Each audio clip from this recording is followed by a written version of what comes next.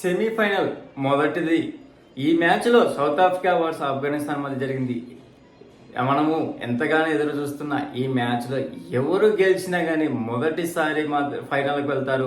అలాంటి కీలకమైన మ్యాచ్లో ఆఫ్ఘనిస్తాన్ బ్యాటర్లంతా చతికిలా పడ్డారు. ఒక్క బ్యాట్స్మెన్ మాత్రమే 2 అంకెలు చేశారు. మిగతా వాళ్ళంతా అలా వచ్చి ఇలా వెళ్ళిపోయారు. ఓవరాల్గా ఈ మ్యాచ్లో చెత్త బ్యాటింగ్ పర్ఫార్మెన్స్తో ఆఫ్ఘనిస్తాన్ ఒక మంచిగా ఆసక్తిగా ఎదురవుతుంది అని అనుకున్న మ్యాచ్ ఒక వన్ సైడే అయినది, వార్ వన్ సైడ్ అయినట్టు.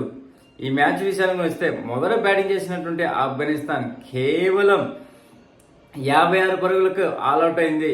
11.5 ఓవర్లకు మొదట ఓపెనర్ అయినటువంటి గర్బాజ్ డక్అవుట్ కాగా ఇబ్రహీం 2, అలాగే గొద్దిన్ 9, అస్మతుల్లా 10, నబీ డక్అవుట్, అలాగే నంగెలియా 2, కరీంచంద్ 8, రషీద్ ఖాన్ 8, నవీన్ ఉలక్ 2, ఫజలక్ పరకి 2 రన్స్ మాత్రమే చేశారు. ఇంకా బౌలర్లో వచ్చేసినప్పుడు సౌత్ ఆఫ్రికా మార్కో జాన్సన్ 3 ఓవర్లకు గాను కేవలం 16 రన్స్ ఇచ్చి 3 వికెట్లు తీశాడు.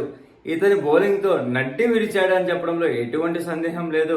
అలాగే రబాడాకు 2 వికెట్లు దక్కాయి, నోర్జీకి 2 వికెట్లు దక్కాయి. శాంసీ 1.5 ఓవర్లకు గాను కేవలం 6 రన్స్ ఇచ్చి 3 వికెట్లు తీశాడు.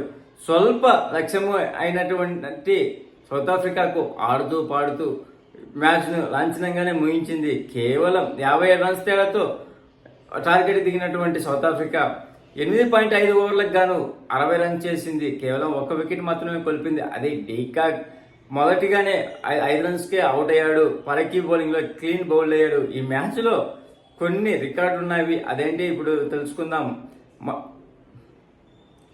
బౌలింగ్ చేసిన మార్కో జాన్సన్కు మ్యాచ్ అవార్డు లభించింది. అంతేకాకుండా ఈ మ్యాచ్లో సౌత్ ఆఫ్రికా ఇప్పటి వరకు 8 సార్లు సెమీస్కి పోతే ఒకసారి గెలిచింది. అది ఈ రోజు మ్యాచ్.